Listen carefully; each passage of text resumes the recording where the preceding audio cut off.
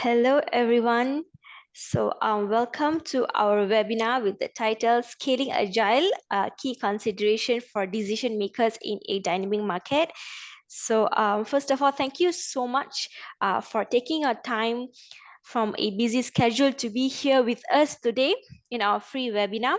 First of all, thank you so much for that. And welcome, everybody. Currently we have like 11 participants with us. So let us give like a buffer time of like 5 minutes to wait for other participants to join. So today is Thursday, our happy Thursday, first of all. And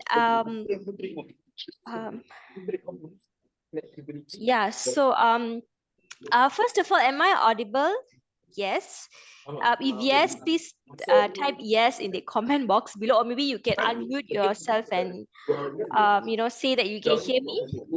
And can you all hear me? Yes, yes. Thank you so much. Thank you so much for your response.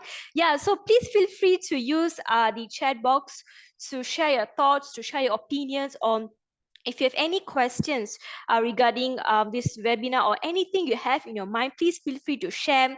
I believe not only Malaysians and also India people are here. I guess there are some people from different country as well, right? So which country are you from? I'm from Malaysia. So a quick introduction about myself. My name is Reduka and I'm from Agilemania. And I'm from Malaysia. So which country are you from? I am from India, I'm from Malaysia, from US. So hello to everyone. I guess when it comes to learning, it doesn't matter which part of the country we are in, we all come together for one purpose, which is to learn together, right? Yeah, so welcome everyone. And another thing, we have a Q&A session right at the end of our webinar. So please stick with us until the end.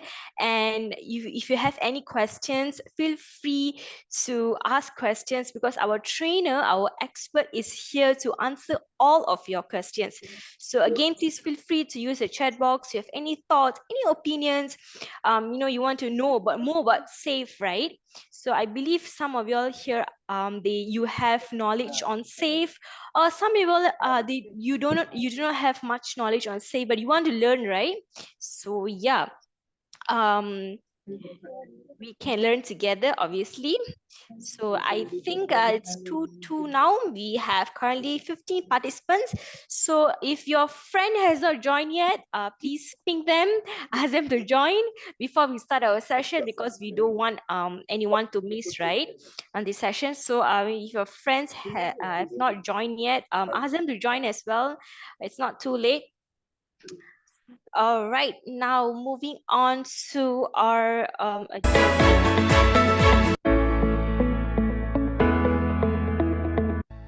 here. All right, so next is our agenda. So this is our agenda for today.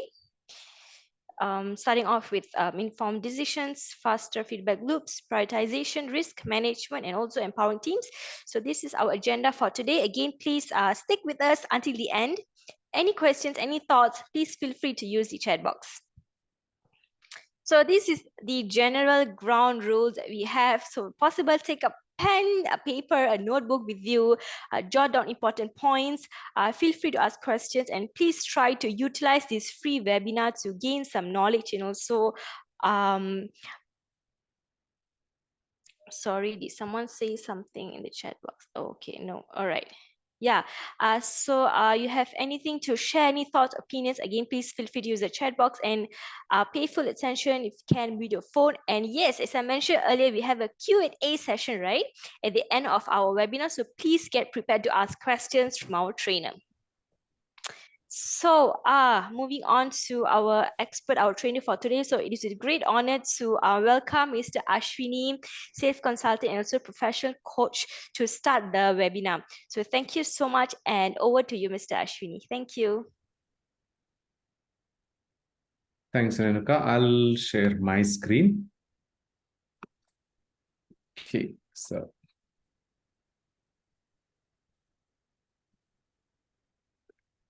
just arrange my stuff. Thanks, everyone. I do see a lot of no names as well. Thanks for being here. So today's webinar is around the Scaling Agile, key considerations for the decision makers in a dynamic market. What are those key considerations that we need to be aware of? So at the same time, what I've also thought is, let's go back to the basics, right? So stick to the basic. So these are the 5 things that I call out are the key factors that will help the decision makers in making the right choices. So as you can see, it's called out. I'm going to go through each one of them, maybe around for like 30 to 40 minutes. Yeah. Then later, we'll also have a 10 to 15 minutes of Q&A if you wish to. Yeah. You can also post your questions as and when it comes to your mind onto the chat window. So at the end, we can collect and talk about it as well. So a little bit about myself. I'm a safe practice consultant T. T is transformation architect, trusted advisor, and trainer. That's a highest level of certification in SAFe. Been a SPC, safe practice consultant for 7.5 years now, and been an SPC T for 2.5 years now. Yeah, that's on the SAFe or the Scaled Agile side. From International Coaching Federation, I have a professional coach certification as well. Trained more than 4,000 plus people, consulted for 10 plus organizations of various size and dimensions. Yeah. So let's go for quickly each one of them. I'll also expand a little bit. And if there are any examples, I'm going to give that part as well. And some philosophy, some theory, some thoughts, and some practicals. Yeah. So first and foremost, the leaders need to make an informed decisions. Idea is to have the change vision and the leadership. You can't really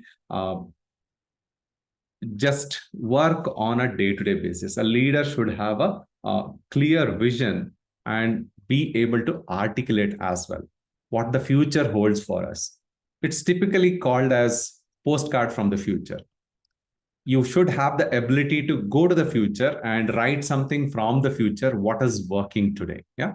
So if you think about the current world, what will happen to the AI and ML 5 years down the line, 10 years down the line, you should be able to kind of see through that. Yeah. You may not be perfect, but at the same time, you should be able to catch on to the trends, which could help you. So then the second part is about quantitative and qualitative measurements, right? So informed decisions doesn't happen without having a proper measurements or a proper understanding of what is actually working for us and what is not working for us. And when I say quantitative, it's something that can be measured. It could be about the feedback that you are getting from the market. This is where MEPs also come into picture. Minimum viable products also come into picture. You push things into the market very quickly, and through those leading indicators, understand what is working for you. Again, if you look at today's world, you don't have more than 2 to 6 months at the max for getting onto a new trend in the market, right? So if you are more than 6 months, again, it's a just generic guideline. If you are more than 6 months getting onto a trend, somebody has already kind of utilized that one, and you would be the second entrant, third entrant, or the number N entrant into the market. It will be very tough for you to really make your mark.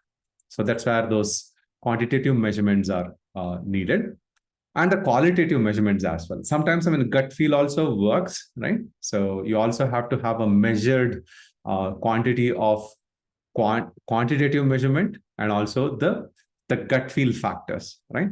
So again, the gut feel also is because I woke up with a dream. Rather, looking at the industry's trends for multiple years, as a leader, you should be able to take certain decisions, which might look really awkward at that moment, or really not worth at that moment, right? And finally, gone are the days when there is a lone genius who can do things. Yeah.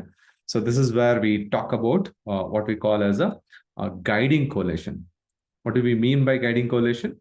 The coalition or the group of people who can work together towards a common goal guiding one another, right? So you may not have all the skills necessary for the survival and thriving in this digital economy, right?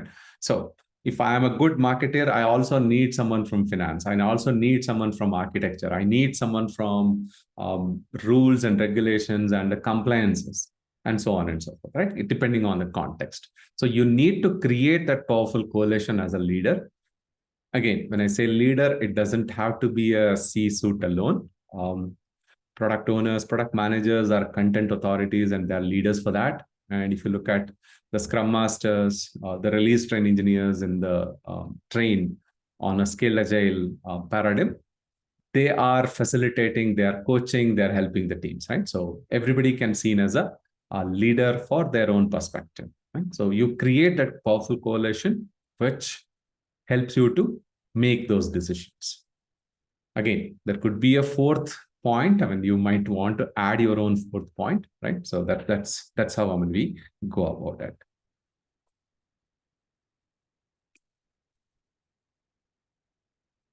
So any thoughts? I mean, you can put it on to the chat window.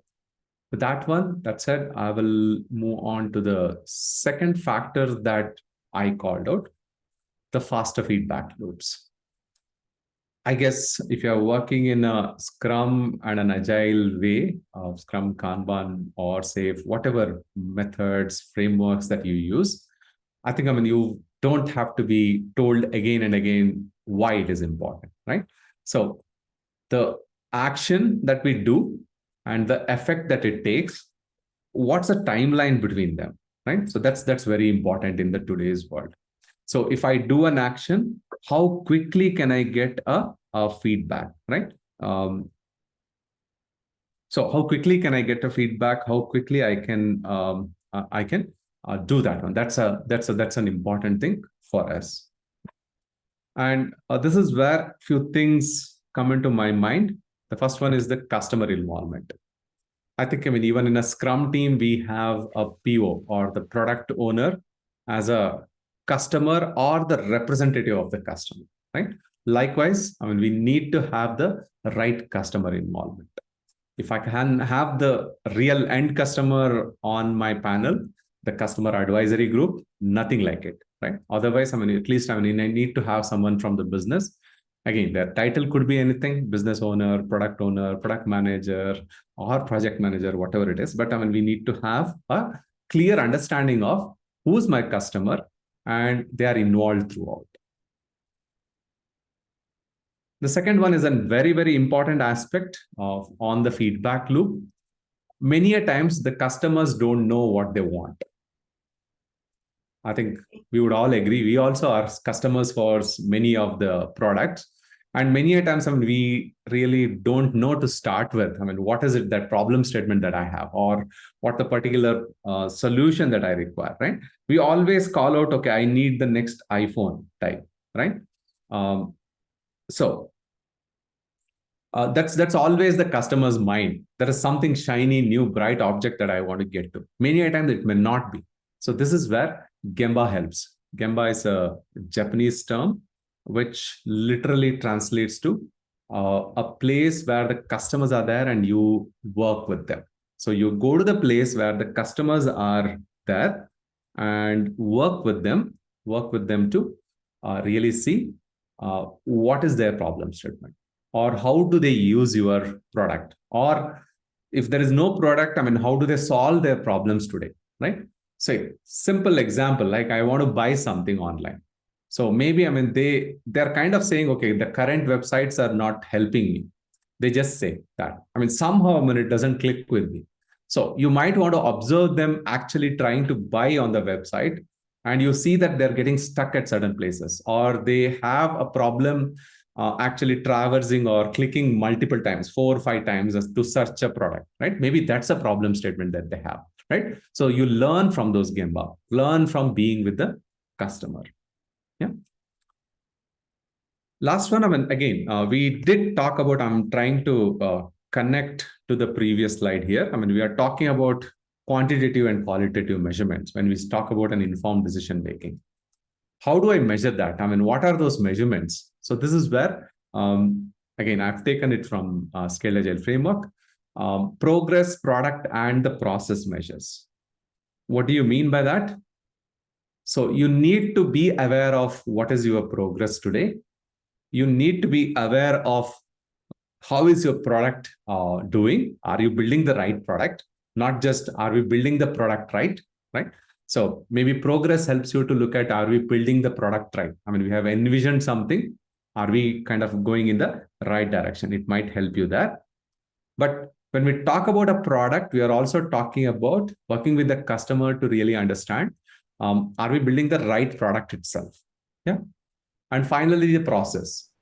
What is working for us? We need to make sure that we continue. Something is working for us. I mean, we need to make sure we continue on that one. Maybe something is not working. How do we change our direction? Both of them are a factors. Think about it. The agile frameworks are built around this faster feedback loops. Multiple ways. If you look at it, Scrum, every 2 weeks or 3 weeks or whatever is the timeline for your sprint, you have a sprint review along with the demo. Yeah. If you think about SAFe, you do have a system demo, which is an integrated demo, again, happening at the edge of the sprint or the iteration. Yeah. And I think even in Kanban, as and when something goes out, I mean, we would actually work with the customer to showcase the demo and get done with it, right? So while the prescription, there is a formal way of looking at once in 2 weeks or at the end of the iteration, I'm taking 2 weeks as a constant timeline. But nobody stops us on informally giving the demos and getting the feedback. So let's actually dig deeper into these 3 parts, progress, product, and process a little bit more. When we talk about a progress, idea is, I think I'm on a Scrum team, you all write your sprint goal or an iteration goal. So idea is to really collect the stories and say, out of those 7, 8, 10, or whatever number of stories, what do you want to achieve? You're writing some 3, 4 bullet points there. Even in SAFe, I mean, we write something called as a PI objective. At the start of the planning itself, when you plan it, when you go for execution, you call out, these are my objectives, typically 5 to 10 objectives, which might tie back to the requirements that you have, or like they might be a collection of requirements. There might be one requirement broken down into multiple objectives. In some cases, one requirement becoming one objective as well. Something like if I'm adding a credit card integration, I don't call out the objective as credit card integration, but I call out the objective as users will be able to reliably purchase on my platform. Yeah, securely and reliably purchase on my platform. The moment I write that one, that's an objective, right? So the progress can always be tied back to, okay, this is my objective. What did I complete? I don't have to wait for the end of the PI, even end of the sprint to really see, am I progressing? Every once in a while, I can actually see, okay, what is my progress? Yeah? That's where it's an indicator, I mean, which helps us to really understand the need of the business and the customer. Then the second part is about the product itself. As I said, are we building the right product? Okay, I kind of envisioned something, I started building it, but involve the customer through our demos and the integrated demos, kind of look at how they will use our product, right? So look at how they will use our product. Is it helping them? Yeah. And finally, it's also about the process. While we are building, I mean, we are going through multiple nuances of the product. Is it really helping us? The processes, the current processes that we have, right? So we want to really see in a, very critical manner about our processes itself, right? So that's the third part when we talk about the process. I think, I mean, there was a question on PI objectives. PI objective is for a PI or the planning interval or for the quarter, typically 8 to 12 weeks, yes. But at the same time, it also gives us a little bit of a granularity in terms of if I have 5 to 10 objectives, I don't have to wait for the entire PI for most of them, right? In between, I would have delivered few things, I would measure them as well. Yeah. That's about the PA objectives. Yeah, process, again, if you look at Scrum, you have a retrospective. You do have a daily Scrum as well, which can help you to really understand what is working for you, what you would like to continue, what is not working for you, what you do want to change. Again, in SAFE, we have a inspect and adapt workshop. So that's where you could get it as well. So any thoughts till now? If you have any questions, you might want to put it onto the chat. I'll pause for 20 seconds. So this is regarding the Gemba, learning Gemba. So in some cases, a Scrum Master or the Scrum team will not have a possibility to be at the customer place. Yeah. So what to do in that kind of situations? Simple thing will be the product owner should be a representative of a customer, right? So that's why, I mean, many a times when we talk about the sprint review or the demo, can the product owner do by themselves? So if they are able to do the demo of the system by themselves and they're comfortable, that means that the customer also will be mostly comfortable, right? And again, it's also about asking the right question to the product owners, right? Digging deeper. It's a two-way street, Vimal. Again, product owner also have to give the customer perspective on why they have a particular requirement and what's the need for it. And as a team, can we ask the right questions? Both things. And I do understand where are you coming from. Many a times we work 10,000 miles apart from the customer and not really a conducive way, right? Yes. Yeah, that helps, Ashwinee. Thanks. Thank you.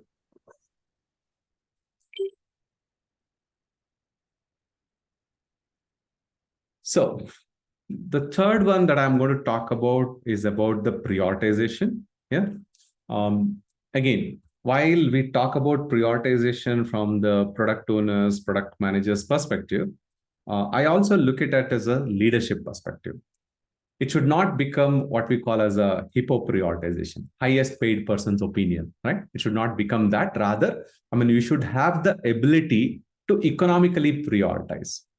Again, it could be about ROI, it could be about time criticality, it could be about what's the feedback that we are getting, it could be about how much time it takes, right? Maybe I have two features. Think about it. One feature is going to give me $500,000 in 1 month. Another feature is going to give a ROI of $1 million in 1 year. Most of the time, we are tempted on the ROI of 1 million, but I mean, we neglect the time period that is required. Can I actually develop that 1 month, $500,000, push it to the market, start getting the money, and then develop the $1 million thing, which is now, again, 1 month deviation from the actual schedule, right? So why not we do that one? Because I mean, I've already started getting a benefit because of a other feature, right? I'm not actually losing too much if I'm working on the $1 million a little later. Can we have these kind of economic frameworks, different parameters to use? Again, whoever has initiated to SAFE, I mean, we know we have a formula called WSJF, weighted job first, where we think about the business value, we think about the time criticality, we think about, are we going to reduce any future risk because today we are adding it? Are we getting any feedback that will enable us to be better? Are we thinking about the timeline required, right? So don't go with a gut feeling that, okay, this feature is important. Rather than that, can we use an economic framework? And it's also very, very imperative on our part to involve the stakeholders, involve all the stakeholders, right? So not just one person doing the prioritization, but somebody from the business, somebody from the teams who are building, somebody from the product management, right? So, and also SMEs. I mean, all are involved, each one giving their perspective on different parameters in the economic prioritization. The second one I call out as accountability and delegation. There's one person, I mean, that we should have the accountability that lies in. most of the time, I mean, we kind of have this notion of everybody is responsible, but nobody is accountable, right? So don't get into that.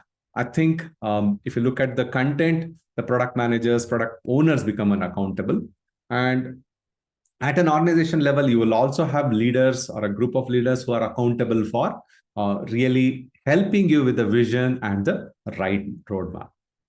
At the same time, accountability could be sometimes suffocating as well. The one person is accountable, so much accountable that for every question, you have to reach out to only that person, right? So this is where we call out delegation, and decentralization is also very, very important. The right people take the right decision. Think about this scenario where there is a priority 1 defect coming in on your way. Are you going to wait for your senior VP's approval to fix that particular defect? I don't think so, right? I don't think you will wait for the senior VP to approve that one. Rather, you would first fix it, or have a workaround, and then actually get into the root cause analysis, and then calling out the right parties, what has happened, why it has happened, right? So you would do that one. So again, this delegation or a decentralization should also be a well thought out process, where the leaders have set a template for you, or set a kind of a quick reckoner for you on how do you delegate, whom do you delegate, and when do you delegate, right? It's not that it's a kiosk where everybody starts deciding everything. Whatever is can't be changed, whatever has a lot of money involved, and whatever has a repercussion from again, compliance and regulation standards, maybe centralize those decisions. A small committee or a group of people or a person is better to take the decision. But whatever is on the ground needs an intervention, quick intervention, and also doesn't involve too much money, doesn't involve too much of a deviation. Maybe the team should be able to take a decision on themselves. But at the same time, make the process visible. And that also leads you to the last point, stakeholder involvement from the beginning, right? So stakeholders involvement should be from the beginning. Right? I think again, Vimal called out, use the blanket approval. Yes, sometimes for a particular type of coding, or again, I'm just calling out one scenario, for a particular type of security vulnerability fixing, you would get a blanket approval saying that as long as you are following these 5 guidelines, and you are accountable as a developer, as a tester, you are accountable to see those checklist items and say, okay, these 5 checklist items are good enough, and I would go ahead. Yeah. So I have seen in some of the organizations where there is a particular approval mechanism, and the approver is someone higher up in the order. They usually do it once in a week. So typically you have a 3 to 4 days delay for any approval, yeah, on an average. So when you look at the approval percentage from them, you would see that 99% of the time, they just see and approve. Maybe 1% of the time they would have had a question. Yeah. So in those kind of cases and scenarios, can that person put a checklist of what they look for? Yeah. I look for A, B, C, D, E. If they can call out that, the team members also can follow that one. And also, again, document it well that, okay, these things are taken care. That's why there's a blanket approval or an auto approval. I'm going to go ahead with that, right? Can we do that one? And this requires the stakeholders, all stakeholders of you, to be involved right from the front. So think about a few things like if you're working in a bank or a retail company where the credit card data is involved, right? So the security, the regulations, the compliances, they should be there from the beginning. They can't come at the end and say, okay, this particular thing doesn't work well for us, or you have to change everything. That doesn't augur well for anyone in the organization. We'll have to involve everyone from the beginning. Any thoughts on the prioritization?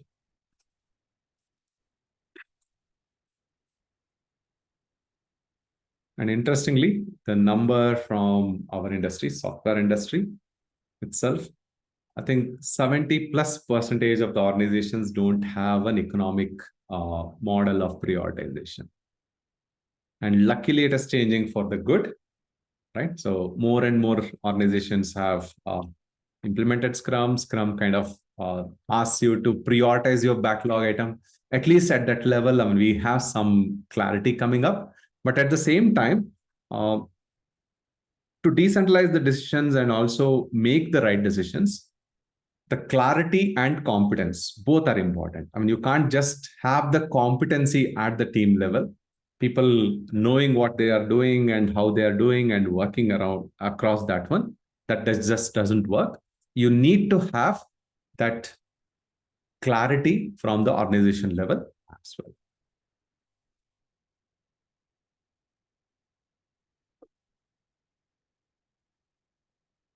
Yeah, what would be a good action when priorities were clashing between different stakeholders? Have a facilitator. So I think, I mean, in SAFE, I mean, we call out RT is a facilitator for the stakeholders, and idea is, I mean, they all sit in a room and do it, or they connect and do it together. Yeah, each one puts their business case. At the same time, there is also an arbiter, like a business owner, maybe, I mean, who kind of calls out the shots at the end, what is right and what is not right. Yeah, again, purely from a business and the numbers perspective. We are not talking about our gut feeling. When we talk about a time criticality, say why it is critical from a time perspective. Maybe you would call from a government regulation perspective. It is 6 months down the line, we are getting this regulation on our way, and this feature takes around 1 month for us to build. So I have only now 5 months before I need to start, right? So can I call out and quantify that? I think, I mean, even from an architecture perspective, when I say I want this particular tool, can we put a business value or the business reason for that particular tool, right? So ask for business case. Again, that business case doesn't have to be a pages of documents. It could be a short 1 paragraph or few numbers. Ask that business case from the stakeholders to get ahead, right? So that could be, I mean, one thing. And having everyone and together is an important thing. I can't say decide in a vacuum that I want this feature, and at the same time say Vimal wants another feature and say Renuka wants another feature. It doesn't work that way. We have to get all of them together, and each one has to put their thoughts. And also remember, when we do a prioritization, it's not about what gets number one. It's about, I have 10 features, but I know I can do only 5. What are those top 5, right? So I want to get that top 5. It's not about, I mean, what gets the first rank and what gets the second rank. It's not a competitive exam, so to say, but rather it's about how much we can take based on the demand that's there from the market.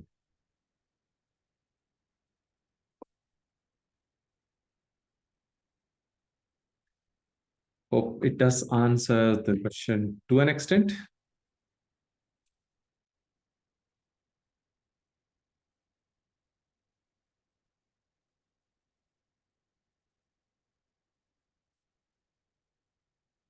The last 2 thoughts, risk management. If somebody says there is no risk in product development, then you are not doing the right thing, right? If there is no risk and if you know everything in a product development in the current world, maybe you are not doing everything right, or you are not building the right product, or you don't know what you're doing, right? So I would call out that way. So risk management, I mean, becomes an important thing because there is always a bundle of risks that is waiting you. There is always a bundle of risks that are waiting for you. So again, while there is a lot of risk management techniques, I mean, that you can think of, a few of the things that I would call out is, I mean, more than just the risk management technique, right? You could use Rome from SAFE, where we say resolved, owned, accepted, and mitigated, the categories of risk. Yeah. And you would also kind of look at high probability, medium probability, low probability. You would also call out if I'd say impact, high impact, low impact, medium impact, right? So you could do multiple things, but what is important is risk should be a continuous process. It should not be like at the start of the work, I call out some risk and keep it aside forever. No. Risk kind of keeps changing with the external world changing continuously, isn't it? Right? So there is a war happening somewhere. I mean, that kind of impacts everybody on the globe. Yeah.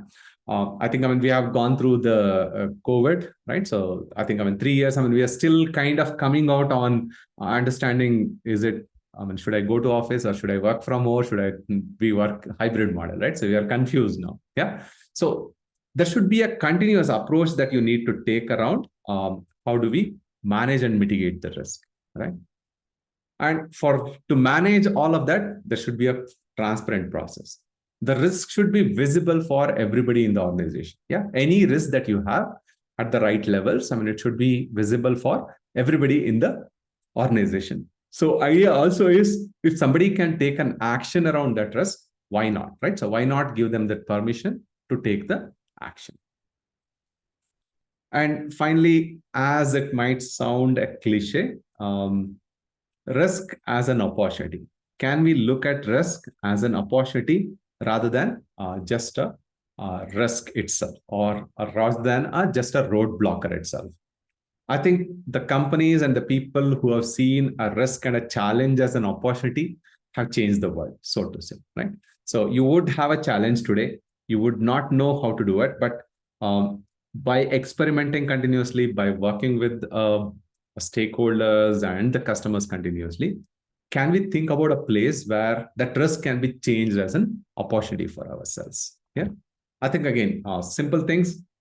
ChatGPT is a great example today. So you can see it as a risk for your jobs, or you can also think about it, how can I creatively use it and build a new product, I mean, which will require more people to sell, more people to market, I mean, more people to maintain, right? So you are kind of coming up with a new business line itself because of ChatGPT, maybe, right? So can we think about those risks as an opportunity for us? Any thoughts on the risk perspective? The sad part that I have seen as a consultant in many organizations, you have risk registers and you have bought those tools and you have kind of mechanisms to add the risk, but addressing the risk is a slow area, right? Addressing the risk, I mean, having a historical data around those risks, I mean, that's something, I mean, where we most of the time lack as well. Again, that's my biased opinion and reading from the market.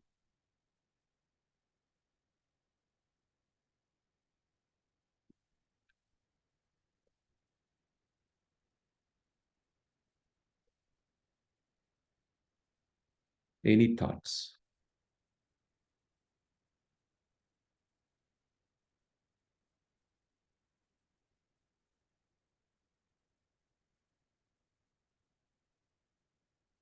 I would take the silence as a no. If you have some thoughts coming into, you can also, we can all discuss at the end of it as well. With that one, guess I come to the last part. The leader's job is also to empower the teams, right? Remember, again, I'm trying to connect back here. Initially, I said you can't do everything as a one person. You can't do everything as a one person. I mean, you'll have to have the teams, I mean, which can work for you. So this is where, I mean, few things come into training and skill development.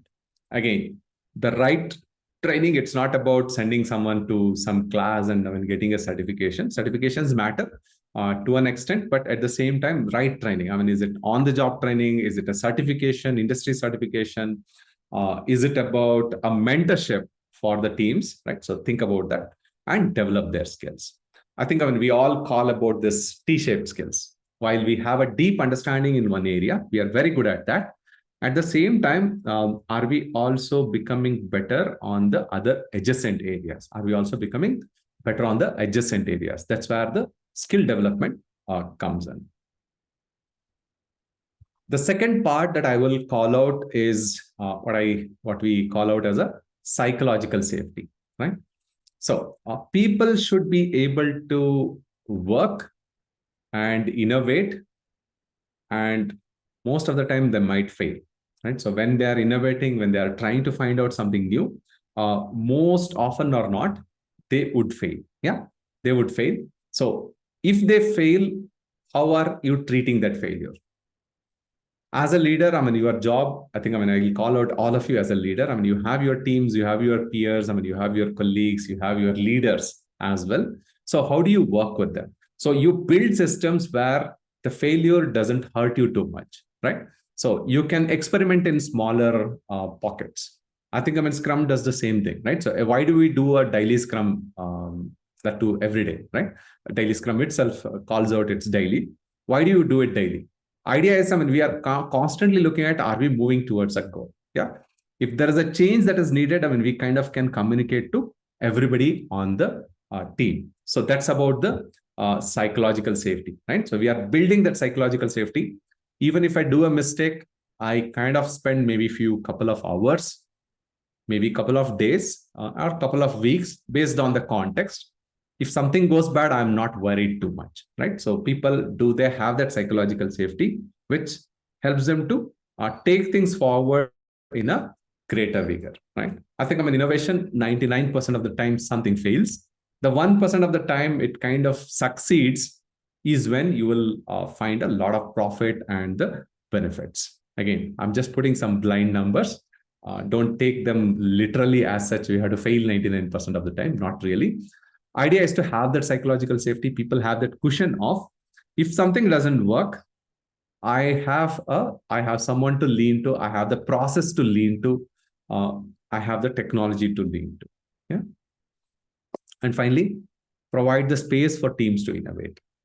I think Steve Jobs said it very well. We don't hire good people to tell them what to do. Rather, we hire good people so that they can tell us how to do things better. Remember, I mean, there's a lot of difference. I mean, if we keep on telling people what to do, we are not using their intellect. I mean, we are just using their skill, right? The skill that is available today, we are using them, right? Rather, if we allow people to think, if we allow that space for people to experiment and innovate, what will happen is, I mean, they are also using their intellect, not just the skill that they have today. And that will also lead them to acquire newer skills and become better on those aspects as well. So idea is not just to think about today. Idea is to always look at the future. Yeah.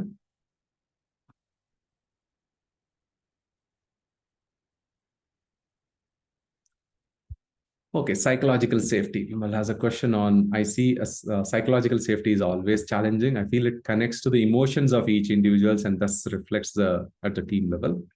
How to address this? So this is where we would call out for emotional intelligence, right? So if you are a leader, again, everybody is a leader in their own right. You have that, what do you say, gift of or understanding not just my context, others' context as well. Is it a gift by birth? Not really. I think it's a gift, I mean, which you have to build yourself, right? So that emotional intelligence is a gift that you have to build yourself over a period of time. How do you do it? I think at the organization level, I mean, there should be initiatives on the emotional intelligence and empathy, not sympathy, right? Rather, I mean, having an empathic viewpoint on everything that we do. Yeah. It's also about, most of the time, what I call as a KYMS, keep your mouth shut, right? So not just for the sake of talking when you start talking, but rather think for any statement, any intent, for any feature, any story that you have, think. I mean, have the thinking time allowed within the people, right? So many a time we expect an instantaneous answer, right? So that's where all the problem starts. Many a time people have to think and actually make up their mind on what's the right answer, right? Maybe, I mean, they know a half truth. Yeah. So think about that. That could be one thing. And also providing that space, I mean, formal and informal places. I think, I mean, many a times communities or practices help you in terms of having that informal groups. Maybe Scrum Masters can all connect and have their own informal groups where they would meet once in a week, once in 2 weeks at a, again, suggested and scheduled time. they would create their own agenda. They would see, what to improve and what to learn from, right? So that space would help them, because now they are making their adjustments, and when they come and start executing, you would see that they have become better, right? So they have become better for the better, so to say.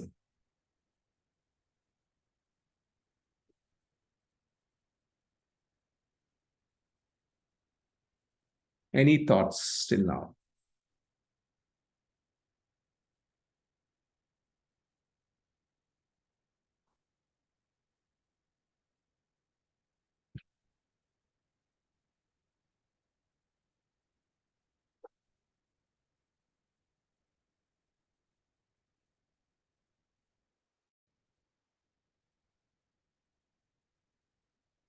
Kind of this ends out. If any of you want to take, maybe type or call out what is your key takeaway, right? So that would be helpful. What is that one thing that you would take back, which will help you, right? And before that, there is one question on previous slide. Do you have an example where a particular risk was pivoted as an opportunity for improving a product, right? So I would call out, I can't call out the customer name, right? So one of the risks for one of the vehicle manufacturer was the new age vehicles were coming up with a, again, new data point on the connected devices, right? So most of the, right, if you own a car, if you own a bike, you can also have an app, which kind of gives the data, mileage and other data, right? So they were looking at that, right? So that other companies are coming out. These guys were, falling a little behind. So what they did was, instead of getting, too much on the connected data, right? So they came up with a solution where some of the numbers were integrated on the vehicle's panel itself, right? Rather than having a app which will give you that data, every other data, some of the reasonable and pretty basic data was there on your panel as well. They saw a risk that that app would take a lot of time for them to develop and push it out, but the panel which was already there, can I do some icons and some numbers on average it out and show to the customer there and then itself. I think that was a huge hit for them in terms of customers liking it, because I don't have to get onto an app to actually get there, right? So again, I saw a risk, but at the same time, I thought differently because of that risk. Otherwise, I would also developed an app like all others.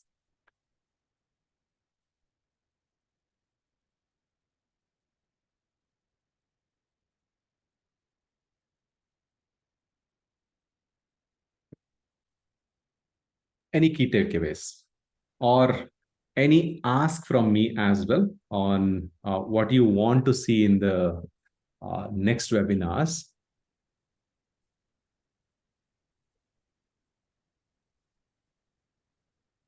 A couple of key takeaways, Ashwinee, for me. One is from the risk management. So the risks needs to be discussed frequently rather than discussing at the beginning and leaving it there. And I see the advantage of discussing them continuously will keep the leaders informed and alert them at the required times to act upon. So that key takeaway for me. And empowering team, anyway, my question that answered my key takeaway. So I see this problem whenever there is a change in the team. Actually, I dealt with the teams, continuous changes, not consistent teams. So I got that answer. That is one key takeaway for me. And prioritization, especially the accountability and delegation. The decentralization. What to give, when to give, and how much to give. So that's the key takeaway for you. Yeah. Great session, Ashwinee. Thanks. Thank you. Thanks, Vilmal. Nice to see you here. Yes. So by the way, we have an initiative called Safe Thursday from Agilemania. Mostly we try to do it on a Thursday. That's why when we call it Thursday, don't ask me why when we found Thursday as more useful than other days. We did some experiments, and Thursday was more appropriate than a Friday or a Monday or a middle of the week and stuff, right? So we're also almost getting into the weekend. Right? So idea is to share our knowledge and kind of build this community. Idea is also to really be connected. Yeah. Yes, as Andrea's biggest insight, it will be successful if we could guide the leaders and stakeholders acting as one team altogether. I think, many of the transformation, the first mistake that happens is, yes, it has to be ground up. Everybody should be involved, but we don't involve the leaders or don't give the right message. And we kind of teach them Scrum, teach them Safe. Don't teach them Scrum or teach them Safe. Teach them, again, to articulate the value, articulate the vision. Leaders have to do that one. Leaders understanding the Scrum will not help you, right? Leaders understanding how Scrum can help us to achieve the value and articulating that value will help us, right? I think that's where the small change lies. I have a question, Ashwinee. Maybe I don't know how it is related here, since it is a leadership, around leadership. So I'm not sure why the companies are feeling that the teams are reached to their certain level where they don't need agile coaches or scrum masters. So how right is, how the thought is right or the practice is right that some companies are taking that. They don't want, teams are now matured enough, they'll do self-organized, self-managing. Yeah. They don't need at all. So yeah, I do agree after some time they should not need, but at the same time, are we there yet? Do we have a measurement for that one? Do we understand in our context, right? I think, that's important. If we don't do that one, it'll be a mistake. But at the same time, if not the Scrum Master or the Agile coach, the leaders that you have, the managers that you have, do they kind of work as coaches, right? So do they work as a coaches? Manager as a coach. Are they enabled to do that one? Now that could help. Again, I don't want to take a biased opinion that a Scrum Master and an Agile coach is always required. okay. Maybe not. But at the same time, do we have the right measurement of saying that, okay, the team has reached a certain level of maturity, and maybe within the team, somebody plays that role, right? Not like having that title, but day in and day out, they play that or showcase that particular skill set. If it is there, maybe it works. But unless we see that particular team and talk to them and be with them for some time, can't really understand. Sure. Yeah, got it. Yeah.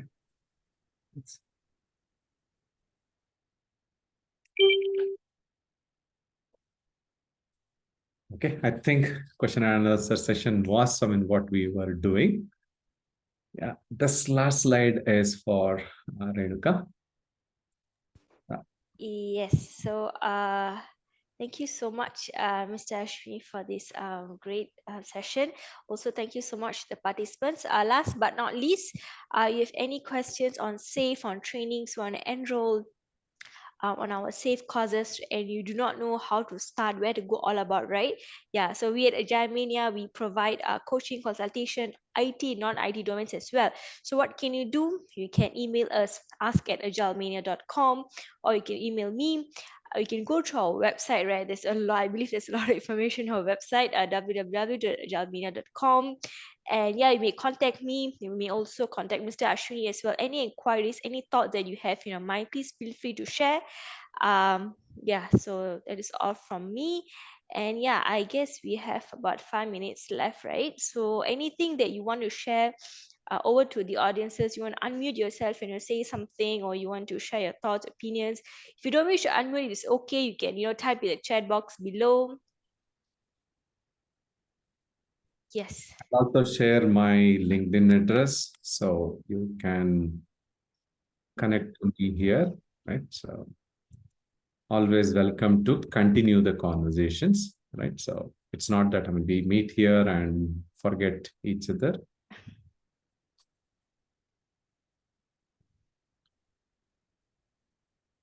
And the simple mail ID that we have, ask@agilemania.com. I'm also pasting that.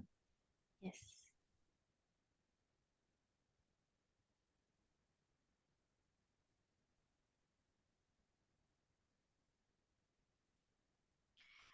So before we end the session, thank you so much, everyone.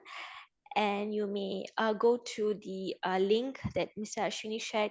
You can go to his LinkedIn and message him any questions, any inquiries on SAFE, how to enroll, all the other questions you may ask Mr. Ashwinee. Also, you may also email us. The email address is, thank you. Thank you, Ashwinee, for the wonderful session. Thank you so much, Vimal. Thank you so much. Thank you.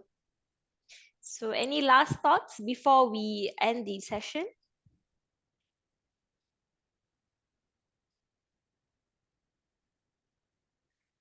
All right, I think there's no from the audience. So thank you so much, everyone. See you again in our upcoming webinars. Thank you, Mr. Ashwinee. See you, everyone. Bye-bye. Have a good day. Thank you. Have a good day.